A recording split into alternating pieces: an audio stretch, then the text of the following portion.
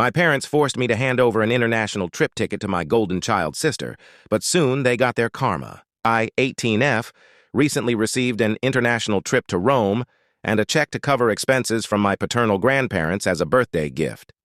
They handed me an envelope with the flight tickets inside, and the very next day, my parents started pressuring me to give it up to my sister, June, 21F, who is the golden child in our family.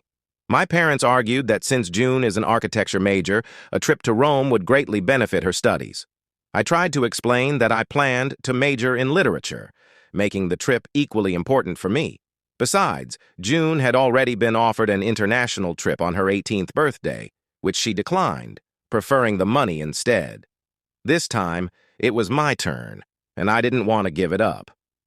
I also knew the airline didn't allow ticket transfers except under dire circumstances, but my parents insisted they would handle it. The argument dragged on for days, and 2 weeks after my birthday, I finally gave in.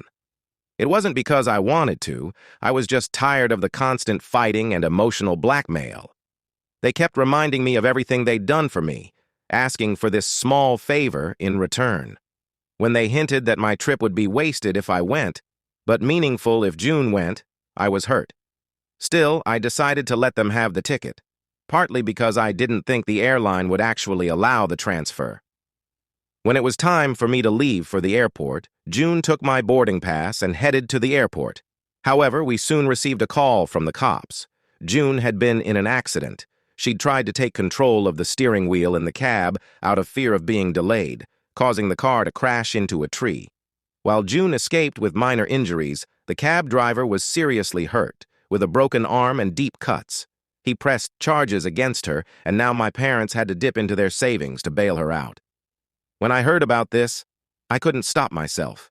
I blurted out that it was karma for them forcing me to give up my trip. My parents were shocked and accused me of being selfish, saying that my comment was insensitive given the situation. This upset me even more, especially since they had earlier suggested my trip would be a waste if I went. In a spur-of-the-moment decision, I decided to reclaim what was mine. I packed a small bag, got a cab, and headed to the hospital where June and my parents were. Ignoring their confusion and protests, I grabbed the boarding pass from June's purse and made a run for it.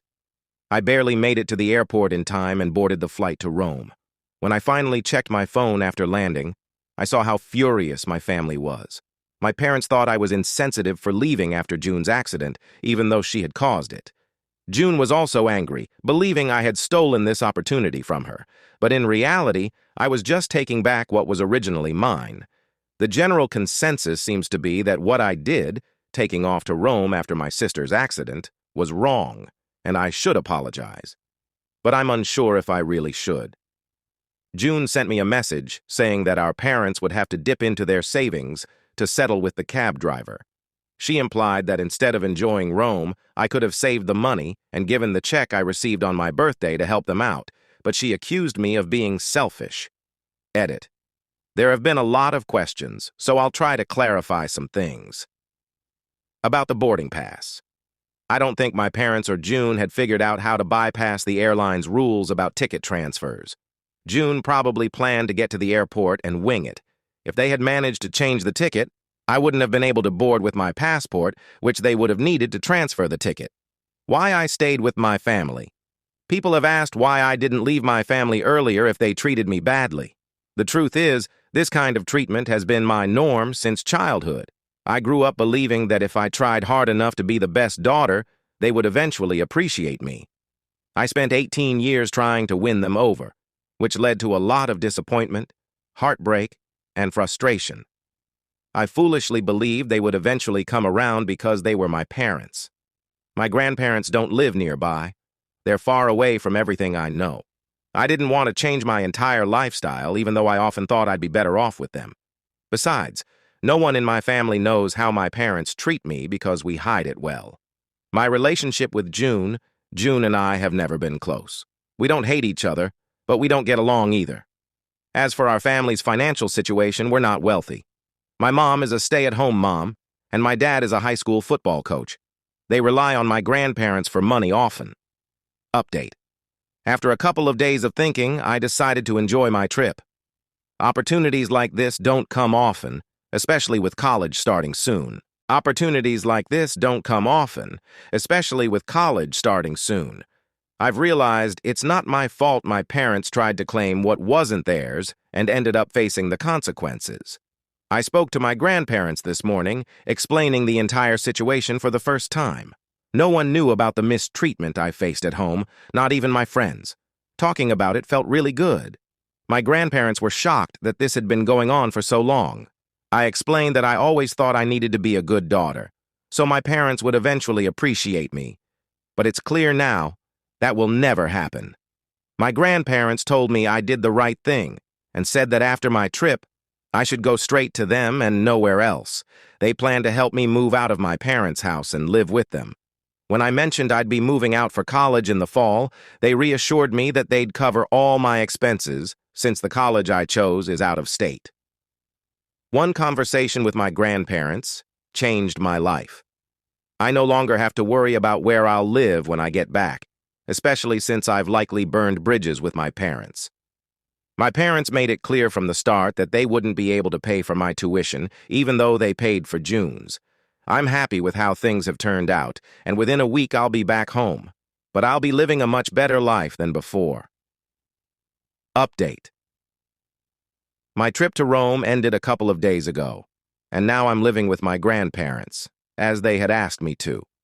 When I arrived, I was surprised to see they had already set up the guest room for me and moved all my things from my parents' house.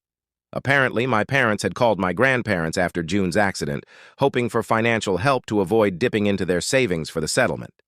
They also didn't want the case to go to trial, as there was dash cam footage proving June caused the accident. When they met, my grandparents asked about how my parents had treated me and the whole situation with the Rome trip. At first, my parents tried to avoid the question, focusing on June's accident instead. But when pressed, they admitted that they had treated me badly and said I deserved it for abandoning them in their time of need. They accused me of being jealous of June and claimed they had never treated me unfairly, which was a blatant lie. My grandparents were shocked and argued with my parents. The argument ended with my parents saying they didn't need my grandparents' help anymore, and that if they wanted to take me in, they were more than welcome to. My grandparents then moved all my belongings to their house so I could stay with them permanently. Hearing this from my grandparents broke my heart. I had always known my parents didn't care much about me, but having it confirmed was painful. They had been all I had known for the past 18 years, and their rejection hurt deeply. However, my grandparents have been incredibly supportive, and I'm grateful for that. Since I returned, I haven't contacted my parents or June. I finally checked their messages today, and I'm glad I didn't see them earlier because they were filled with hurtful accusations. June called me selfish, entitled, and spoiled, and said she was glad to be rid of me. My parents' messages were even worse.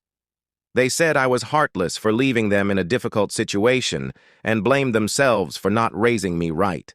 They accused me of being a waste of their time and energy and said they were glad to be rid of me. I blocked them to avoid further contact and am focusing on moving on with my life. I'm determined to start my healing journey and erase every trace of them from my mind. Update 2. Something unexpected happened today. My parents showed up at my grandparents' house, clearly angry. They didn't acknowledge me when I opened the door, walking straight past me to sit down with my grandparents. My grandparents asked them what they wanted, and they responded by demanding money. They brought out a document with calculations, claiming they had spent a huge amount raising me and that my grandparents should repay them now that they had taken over the duties of parenting. I was shocked by how low they were willing to stoop. They demanded almost $120,000, which was outrageous. My grandparents asked for a moment in private, then calmly returned and said they would repay the amount, on one condition. My parents had to repay all the money they had borrowed from my grandparents over the years. The look on my parents' faces was priceless. They were completely stunned and had no argument. Eventually, they cursed us out and left in a huff, which is typical of them. I doubt they'll be back anytime soon, but even if they do return, my grandparents have proven they can handle them. As for me, I'm looking forward to starting college in a few months and moving on with my life. Going to Rome was probably the best decision I could have made.